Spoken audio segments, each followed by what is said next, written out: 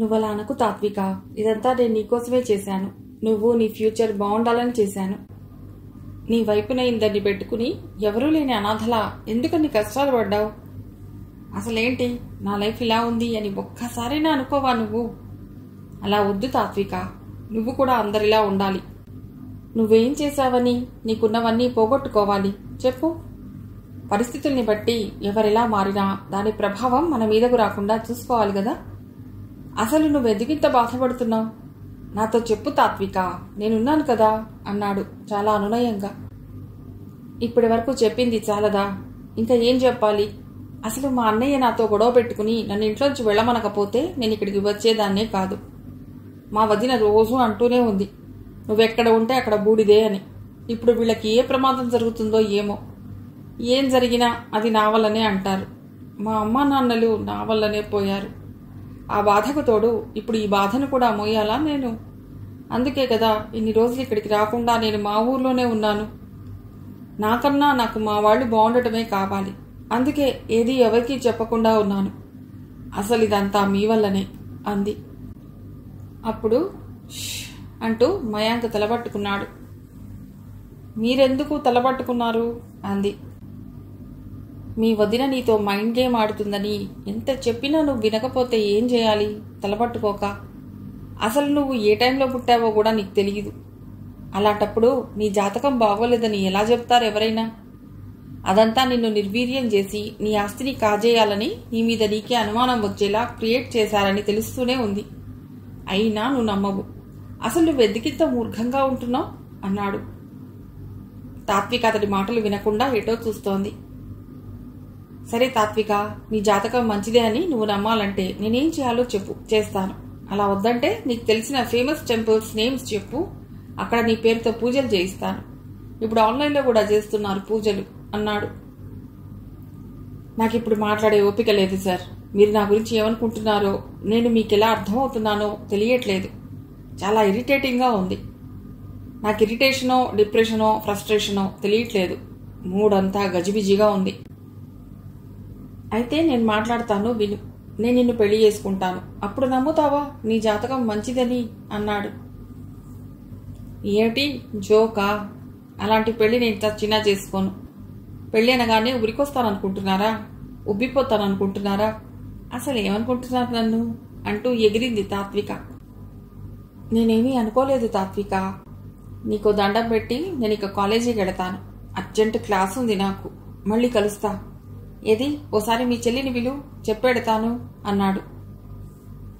అది రాదు, మీరు వెళ్ళండి. నేను చెప్తాలే దానికి మయాంక్ వెళ్ళాడని అంది మొహం ఒక రకంగా పెట్టి.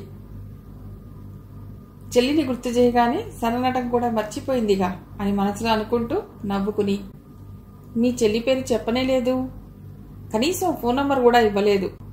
ఏం తాత్వికవో ఏమో, అసలు అర్థమే కావు. సరేలే బాయ్ అంటూ లేచి కారు వైపు వెళ్ళాడు. అతడు వెళ్ళగానే అక్క బావ వెళ్ళాడా అంటూ గదిలోంచి బయటకు వచ్చింది తాత్విక వాళ్ళ చెల్లి. బావేంటే, అసలే పెద్దమ్మ వాళ్ళు మా ఊరు వెళ్ళారని నా భయంలో నేనుంటే అంది తాత్విక. భయం ఎందుకక్క, బావుండగా అంతా విన్నానులే అక్క. మయాంక్ బావ ఏమన్నాడు? అమ్మ రాగానే అమ్మకు చెప్తాను అంటూ నవ్వుకుంటూ తాత్వికకు దొరకకుండా అక్కడి నుంచి వెళ్ళిందామె. మయాంక్ కాలేజీలో పెండింగ్ వర్క్ ఉంటే చూసుకుని ఇంటికి వెళ్లేసరికి రాత్రి 8 గంటలు అయింది. గబగబా ఫ్రెషప్ అయి చాలా సంతోషంగా అమ్మ దగ్గరికి వెళ్ళి, అమ్మా నేను ఈరోజు ఒక మంచి పని చేశాను. అంటే సొసైటీని ఉద్ధరించాలని కాదు కానీ నాకు బాగా తెలిసిన ఒక అమ్మాయిని కాపాడాను. అదే అమ్మా తాత్వికను అన్నాడు మయాంక్. అది నాకు ఇప్పుడే తెలిసింది నాన్న. కొండన్న భార్య వచ్చి చెప్పింది. తాత్విక వాళ్ళ ఊరికి క్షేత్రమ్మ వాళ్ళు వచ్చారట, పంచాయతీ పెట్టించారట.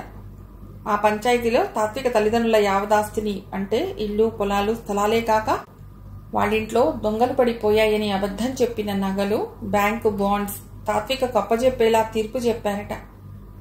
ఇకపోతే తాత్విక తల్లిదండ్రులకు వందన్ చేసిన అంత్యక్రియలకు గాను వాళ్ల మామిడి తోటలో ఉన్న 20 మామిడి చెట్లను వందన్కి రాసిచ్చారట. చెట్లను మాత్రమే, భూమిని కాదు. భవిష్యత్తులో వందన్తో తాత్వికకు ఇలాంటి సమస్య రాకుండా స్టాంప్ పేపర్ మీద వందన్ చేత సంతకం కూడా చేయించుకున్నారట అంది సామ్రాజ్యమ్మ. ఏమైనా క్షేత్రమ్మ చాలా ఘటికురాలమ్మా. ఆ విషయం ఆమెను చూడగానే అర్థమైంది నాకు. కానీ తాత్విక ఏంటమ్మా మరీ ఎంత మూర్ఘంగా ఉంది అన్నాడు మయాంక్. అది మూర్ఘం కాదు మయాంక్, పైకి చెప్పుకోలేని కసి, పగ. ఇలాంటి వాళ్లే ఒంటరిగా నలిగి నలిగి ప్రతీకారం వైపుకి ప్రయాణం చేస్తూ అవకాశం కోసం ఎదురు చూస్తూ ఉంటారు. ఒక రకంగా నువ్వు ఇప్పుడు 100ని కాపాడావు, లేకుంటే తాత్విక వాడిని ఏదో ఒక రోజు చంపేసేది. బాగా చదువుకున్న వాళ్లే ఇలాంటివి ఎక్కువగా చేస్తారు. అది వాళ్ల తప్పు కాదు, సందర్భం వాళ్ళని అలా మార్చేస్తుంది అంది సామ్రాజ్యమ్మ.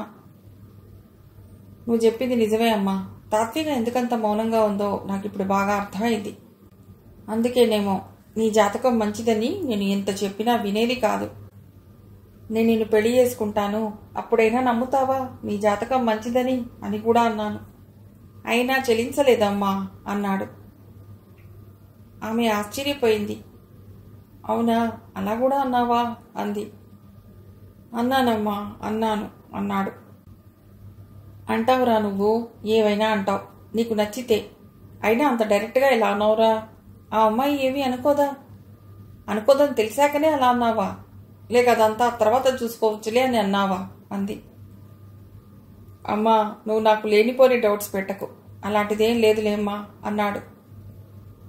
లేకుంటే మంచిదే నాన్న, మీ ఇద్దరి మధ్యన ఎలాంటి అవగాహన ఉందో మీకు తప్ప ఎవరికి తెలుస్తుంది చెప్పు. ఆ క్షేత్రం అయితే నీ గురించే ఊరంతా చెప్పి వెళ్ళిందిట అంది. నా గురించా? నా గురించే చెప్పి వెళ్ళిందమ్మా అన్నాడు మయాంక్ అయోమయంగా చూస్తూ. నీ గురించి ఏం చెప్పిందంటే, ఆ రాజుపురి అబ్బాయి లేకుంటే మేము మా బిడ్డను మర్చిపోవలసి వచ్చేది. అంత దుర్మార్గుడు ఈ 100. ఈ పుణ్యమంతా ఆ రాజుపురి అబ్బాయిదే అని చెప్పేళ్ళిందిట. కష్టాల్లో ఉన్న వారికి సహాయం చేస్తే మనం కష్టంలో ఉన్నప్పుడు మనకు సహాయం చేయడానికి భగవంతుడు ఎవరో ఒకరిని పంపిస్తాట. నువ్వు నిజంగానే చాలా మంచి పని చేశావు. ఇది తెలిసి మీ తాతయ్య, మీ నాన్నగారు చాలా సంతోషపడుతున్నారు. నువ్వొస్తే నీతో మాట్లాడాలని నీకోసమే చూస్తున్నారు. వెళ్ళి వాళ్ళతో మాట్లాడుతూ ఉండు.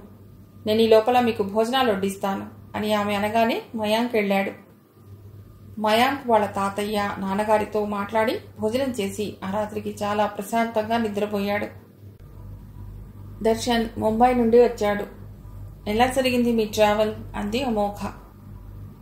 బాగానే జరిగింది అంటూ ఫ్రెష్ అవ్వటానికి వెళ్ళాడు దర్శన్.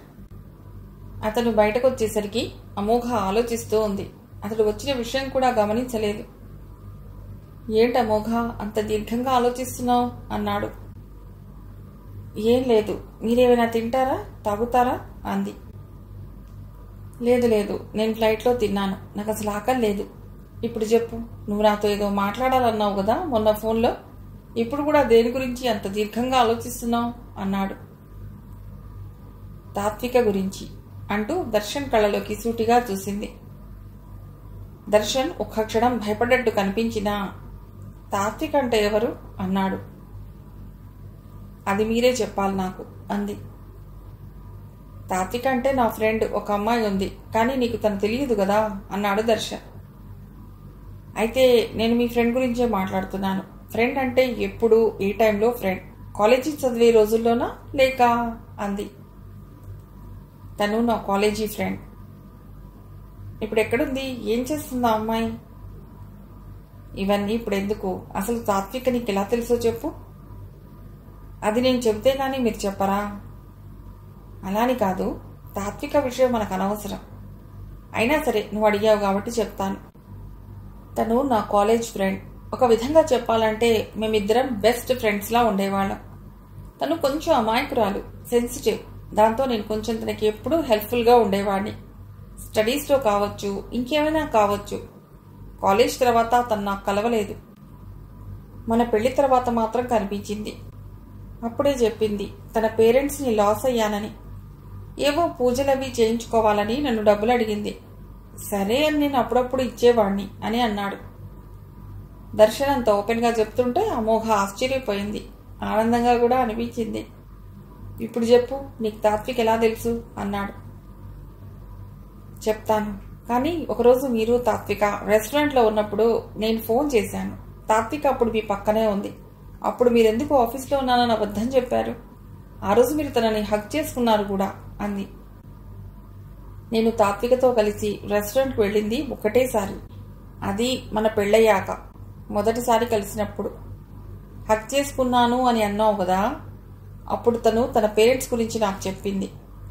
వాళ్ళని లాస్ అయ్యానని తను ఏడుస్తుంటే ఓకే బాధపడకు అనో, లేక ఓకే బాయ్ చెప్తూ మళ్ళీ కలుద్దామనో హక్ చేసుకుని ఉంటాను. ఇంత అనుమానం ఉన్న దానివి అప్పుడే మా దగ్గరికి రావాల్సింది కదా, వచ్చి అడగవలసింది. లేదంటే ఇంటికి వచ్చాకైనా ఆ రోజే అడగవలసింది కదా. అందుకే అది మనసులో పెట్టుకుని నాతో వియర్డ్గా బిహేవ్ చేసి ఇంట్లోంచి వెళ్ళిపోయావా అన్నాడు దర్శన్. అమోఘకు ఏడుపొచ్చింది. అలా ఏం కాదు అంటూ కళ్ళు కిందకి వేసి దర్శన్ని హక్ చేసుకుంది. అబద్ధం చెప్పకు, నేను చూస్తేనే అర్థమైపోతోంది నువ్వు ఈ విషయం గురించే వెళ్ళిపోయావని అన్నాడు. మరి అర్థమవుతుంది కదా, మళ్ళీ ఎందుకు అడుగుతున్నావు అంది. నువ్వెంత పిచ్చిదానివో నాకు తెలియాలి కదా అన్నాడు. అవును, మీ ఇద్దరు లవర్స్ ఏమో, నేను వెళ్ళిపోతే మీరు పెళ్లి చేసుకుంటారేమో, నా వల్లనే మీరు విడిపోయారేమో అని నేను వెళ్ళిపోయాను అంది. అయితే చాలా స్టోరీనే అల్లుకున్నావన్నమాట. అది అప్పుడు, ఇప్పుడు కాదు. నేను చాలా తెలివైన దాన్ని. అదే నిన్ను చూస్తేనే అర్థమైపోతుంది నీ తెలివితేటలు అన్నవ్వాడు. కానీ ఇప్పటి నుండి ఎలాంటి సమస్య వచ్చినా నీకు నువ్వే ఆలోచించుకుని వెళ్ళిపోకు, నాతో డిస్కస్ చెయ్యి అని ప్రామిస్ తీసుకున్నాడు ఆమె దగ్గర. ఆ తర్వాత ఒక్క క్షణం ఆగి, అయితే ఇక మన మధ్య ఏ ప్రాబ్లమ్స్ లేవు కదా, ఇప్పుడే చెప్పు అన్నాడు. ఏమీ లేవు అంటూ దర్శన్కి దగ్గరైంది అమోఘ. క్షేత్రమ్మ తన వాళ్ళందరినీ వెంటబెట్టుకుని వందన్ వాళ్ల ఊరు వెళ్లి అతడితో మాట్లాడి వస్తున్నప్పుడు దారిలో, ఇక మీరంతా మీ ఇళ్ళకి వెళ్ళండి, ఇదంతా తాత్వికతో నేను మాట్లాడతాను, నాతో మీరెవ్వరూ రావద్దు అంది. వాళ్ళు అలాగే అని ఎవరిళ్లకి వాళ్ళు వెళ్లారు. క్షేత్రమ్మ ఇంటికి వెళ్ళాక నాకు రెస్ట్ కావాలి అంటూ ఎవరితో ఏమీ మాట్లాడకుండా ఆ రోజంతా పడుకుంది. తర్వాత రోజు, తాత్విక ఇలా వచ్చి నా దగ్గర కూర్చో అంటూ తాత్వికను తన పక్కన కూర్చోబెట్టుకుంది క్షేత్రమ్మ. తాత్వికతో పాటు వాళ్ళ చెల్లి కూడా వెళ్లి తాత్విక పక్కన కూర్చుంది. తాత్విక అసలేం జరిగిందంటే అంటూ ఆమె వాళ్ల ఊరు వెళ్ళాక వందన్తో మాట్లాడిన మాటలు, దానికి వందనిచ్చిన సమాధానం, అక్కడ జరిగిన పంచాయతీ ఏదీ దాచకుండా తాత్వికతో చెప్పింది. తర్వాత లేచి తన గదిలోకి వెళ్లి ఆస్తి పేపర్లు, బ్యాంక్ బాండ్స్, నగలు తీసుకొచ్చి చూపించింది. ఇవన్నీ నీవే, ఇదంతా నీ తల్లిదండ్రుల స్వార్జితం, నీకోసం వాళ్ళు కష్టపడి ప్రేమతో సంపాదించినవి. ఇవి నీకు నీ పిల్లలకే చెందుతాయి, జాగ్రత్తగా దాచుకో అంది క్షేత్రమ్మ. కళ్ళార్పకుండా వాటి వైపు అలాగే చూసింది తాత్విక. పెద్దమ్మ, నువ్వే లేకుంటే వీటిని నేను మళ్ళీ చూసేదాన్ని కాదు. నీకు ఇదంతా చెప్పకుండా దాచడం తప్పే, కానీ నాలో ఉన్న భయం అలాంటిది. అయినా వీటిని నేను ఎక్కడ దాస్తాను, మీ దగ్గరే ఉంచండి పెద్దమ్మ అంది తాత్విక.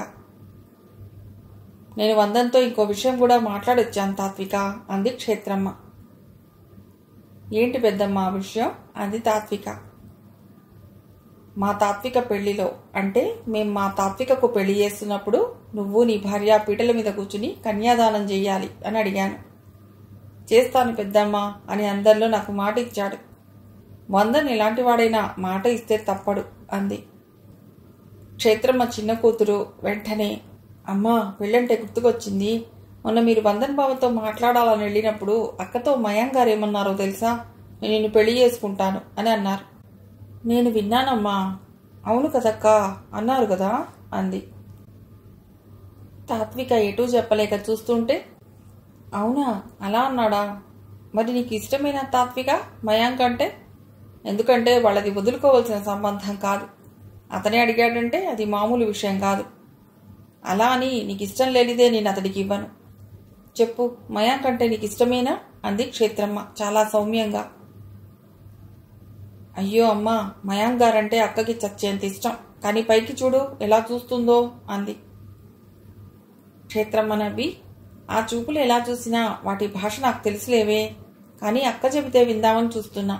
నువ్వు నీ గదిలోకి వెళ్ళు, నేను అక్కతో మాట్లాడాలి అని తన కూతుర్ని గదిలోకి పంపి తాత్వికతో మాట్లాడింది. తాత్వికతో మాట్లాడాక వాళ్లకు ఫోన్లు చేసి విషయం చెప్పింది. వాళ్ళందరి వైపు నుండి అనుకూలమైన సమాధానం రావటంతో సామ్రాజ్యమ్మకు ఫోన్ చేసి మాట్లాడింది. అటువైపు నుండి కూడా సరైన స్పందన రావటంతో ఒకరోజు అందరూ కలిసి కూర్చుని మాట్లాడుకున్నారు. మయాంక్ తాత్వికల పెళ్లి చేయాలని నిర్ణయించుకున్నారు. పెళ్లికి మంచి ముహూర్తం పెట్టించాలని వేద పండితులను పిలిపించారు. మయాంక్ తాత్వికల వెడ్డింగ్ కార్డును చూడగానే కాలేజీకి సెలవు పెట్టి వాళ్ళ అమ్మ వాళ్ళ ఇంటికి వెళ్ళింది అమోఘ. వెళ్ళగానే ఎవరితో మాట్లాడకుండా గబగబా తన గదిలోకి వెళ్ళి డోర్ పెట్టుకుంది. అది చూసి హారతి కంగారు పడి, మళ్ళీ ఏం జరిగిందే అమోఘ, రాగానే లోపలికి వెళ్ళి డోర్ పెట్టుకున్నాం, డోర్ తీ అంటూ తలుపు దగ్గరికి వెళ్ళింది. హారతి వెనకాలే పరంపర, కాసులదేవి, మౌక్తిక ఏమైంది అంటూ వాళ్ళు కూడా వెళ్లారు. ఏమోనండి, ఏమైందో, అమోఘ వచ్చింది, ఇప్పుడు మళ్ళీ ఎందుకు వచ్చిందో, ఏం గొడవ పెట్టుకుని వచ్చిందో. అప్పుడు వెళ్ళినట్లే తన గదిలోకి వెళ్ళి డోర్ పెట్టుకుంది. భయంతో నా కాళ్ళు చేతులు వణుకుతున్నాయి అంటూ భర్త చేతులు గట్టిగా పట్టుకుంది. అప్పుడే అమోఘ డోర్ తీసుకుని బయటకు వచ్చింది. అందరి వైపు చూసి, ఏమిటమ్మా ఇక్కడున్నారు అందరూ అంది. ఇప్పుడు నువ్వు కాలేజీలో కదా ఉండాలి, ఇక్కడికి ఎందుకు వచ్చావు, పైగా రాగానే డోర్ పెట్టుకున్నావు, నీ గురించి ఎప్పుడూ భయమే నాకు అంది హారతి. భయం ఎందుకమ్మా, మా కాలేజీలో ప్రొఫెసర్ మయాంక్ గారిది రేపే పెళ్లి, నా నగలు కొన్ని ఇక్కడ ఉన్నాయి కదా, తీసుకెడదామని వచ్చాను. నాతో దర్శన్ కూడా వచ్చారు. ఆఫీస్కి త్వరగా వెళ్లాలని నన్ను లోపలికి పంపి బయట ఫోన్ మాట్లాడుతూ కారు దగ్గర ఉన్నారు అంది. అయ్యో అవునా, పదండి మనం దర్శన్ని పలకరిద్దాం అంటూ అందరూ దర్శన్ దగ్గరికి వెళ్లారు. కారు దగ్గర ఉన్న దర్శన్ని అందరూ పలకరిస్తుంటే కాసులదేవి ఒక పక్కగా నిలబడి, మయాంక్ అంటే నువ్వు ఒకసారి చెప్పావు చూడు, ఆ అబ్బాయి నా అమోఘ, చాలా ధనవంతులని చెప్పావు, ఆ పెళ్లి కూడా నీ పెళ్లిలాగానే ఘనంగా జరుగుతోందా అంది కాసులదేవి. అమోఘ ఆమె క్యూరియాసిటీని గమనించి, అవును కాసత్తా, ఘనంగానే జరుగుతుంది, ఆర్టిఫిషియల్గా కాదు, వాళ్ల ఊరి ప్రకృతి అందాల మధ్య జరుగుతుంది. నువ్వు కూడా వస్తావా పెళ్లికి? ఇప్పటికే దారి పొడవునా ఉండే వాళ్ల పొలాల్లో ఉన్న కొబ్బరి చెట్లకి మయాంక్ తాత్వికల ఫోటో ఫ్లెక్సీలను కట్టారట. అవన్నీ చూడటానికి 2 కళ్ళు సరిపోవట్లేదుట. మాతో పాటు మా కాలేజీ బస్సులన్నీ రేపు అక్కడే ఉంటాయి అంది. వింటుంటే బాగుంది గాని మీ మామయ్య వస్తున్నాడు అమోఘ రేపే, లేకుంటే వచ్చేదాన్ని. అలాంటి పెళ్లిళ్లను దగ్గరగా వెళ్లి చూడాలంటే మాలాంటి వాళ్ళని నిజంగానే చూడలేం అంది నిరాశగా. అంతలో దర్శన్ పిలుస్తుంటే అందరికీ బాయ్ చెప్పి వెళ్లి కారులో కూర్చుంది అమోఘ. కారు కదిలింది. మరుసటి రోజు మయాంక్ తాత్వికల పెళ్లి రాజుపురిలో అంగరంగ వైభోగంగా జరిగింది. కొద్ది రోజులు గడిచాక నారింజ తోట మధ్యలో తెల్లటి నవారు మంచంపై మయాంక్ పక్కన కూర్చుని ఉంది తాత్విక. ఆమె చేతి వేళ్లు మయాంక్ చేతిలో ఉన్నాయి. ఆ వేళ్లకు మయాంక్ గోరింటాకు పెడుతున్నాడు. అదే సమయంలోనే తాత్విక ఫోన్ రింగ్ అయింది. నీ ఫోన్ రింగ్ అవుతుంది తాత్విక, 2 చేతులు ఖాళీగా లేవు, పైగా ఈ డిజైన్ ని మధ్యలో ఆపొద్దు, మోగి మోగి అదే ఆగుతుందిలే అన్నాడు మయాంక్. ఆ ఫోన్ క్షేత్ర పెద్దమ్మ చేస్తుందేమోనండి అంది తాత్విక. అవునా, అయితే నేను మాట్లాడతాను, ఆ ఫోన్ కట్ కాకూడదు అంటూ పక్కనే ఉన్న ఫోన్ అందుకున్నాడు. అతను క్షేత్రమ్మకు ఇవ్వవలసిన దానికన్నా ఎక్కువ మర్యాద ఇస్తాడు. ఫోన్ లిఫ్ట్ చేసి, హలో అత్తయ్య గారు, ఎలా ఉన్నారు అన్నాడు. బాగున్నాను మయాంక్, అక్కడ మీరంతా బాగున్నారా, కాలేజ్లో ఉన్నావా అంది క్షేత్రమ్మ. లేదండి, ఇవాళ లీవ్ పెట్టాను, మా నారింజ తోటలో ఉన్నా నేను తాత్విక, ఇక్కడ చిన్న వర్క్ ఒకటి పెట్టుకున్నాం అన్నాడు. ఇప్పుడు వరకేంటి, నారింజకాయలు ఇంకా కోతకి రాలేదుగా అంది. నారింజ గురించి కాదండి, ఈ తోటలోనే కొంత నెలను చదును చేయించి అందులో పూల మొక్కలు నాటిస్తున్నాను. ఇంతకు ముందే సిటీ నుండి అన్ని రకాల పూల మొక్కలు తెప్పించాను, పనివాళ్లు నాటుతున్నారు, నేను తాత్విక ఇక్కడే ఉన్నాం అన్నాడు. అంటే ఇప్పుడు తోట పని పెట్టుకున్నారా? పెళ్ళయ్యాక మీరిద్దరూ అసలు బయటికే వెళ్ళలేదు, సరదాగా ఎటైనా వెళ్ళవలసింది కదా, అది చెబుదామని కాల్ చేశాను అంది. పక్కన ఉన్న తాత్విక ఫోన్ లాక్కుని, పెద్దమ్మ రోజు వెళదామని అంటున్నారు, కేరళకో సింగపూర్కో, నేనే వద్దంటున్నాను, నాకు బయటకు వెళ్ళటం ఇష్టం లేదు, రోజు సరదాగా ఇక్కడి మామిడి తోటలోకి వెళ్ళి తిరుగుతూనే ఉన్నాం, కానీ ఈ నారింజ తోట ఇంటికి దగ్గరే ఉంటుంది కదా, అందుకే అడిగాను ఇక్కడ నా కోసం కొన్ని పూల మొక్కలు నాటించమని. నేను కొన్ని అడిగితే ఆయన 100 మొక్కలు నాటిస్తున్నారు, చూస్తుంటే చాలా బాగుంది. ఇక రోజు ఆయన కాలేజీ నుండి రాగానే మేమిద్దరం ఇక్కడికే వస్తాం. ఇక్కడే కూర్చుని టీ స్నాక్స్ తీసుకుంటాం. మాకిదే కేరళ, సింగపూర్. సరే, మీ అల్లుడు గారితో మాట్లాడు పెద్దమ్మ అంటూ ఫోన్ మయాంక్ ఇచ్చింది. మయాంక్ ఫోన్ పట్టుకుని చెప్పండి అత్తయ్య అనగానే, ఏముంది మయాంక్ చెప్పటానికి, పరోక్షంగానైనా వందన్ మార్పుకి కారణం నువ్వే అయ్యావు. మెట్టభూమిలా ఉన్న తాత్విక జీవితంలోకి చిరుజల్లులా వచ్చావు. తాత్విక ఏం చెప్తే అది చేస్తూ తన మాటకి ఎక్కువ ప్రాధాన్యత ఇస్తున్నావు. నాకు చాలా ఆనందంగా ఉంది అంది క్షేత్రమ్మ. మయాంక్ ఆమెతో చాలాసేపు మాట్లాడి తాత్వికతో కూడా మాట్లాడించి ఫోన్ పెట్టేశాడు. ఇక్కడ మయాంక్, తాత్విక ఎంత బాగున్నారో అక్కడ దర్శన్, అమోఘ అంత బాగున్నారు. కథ సుఖాంతం.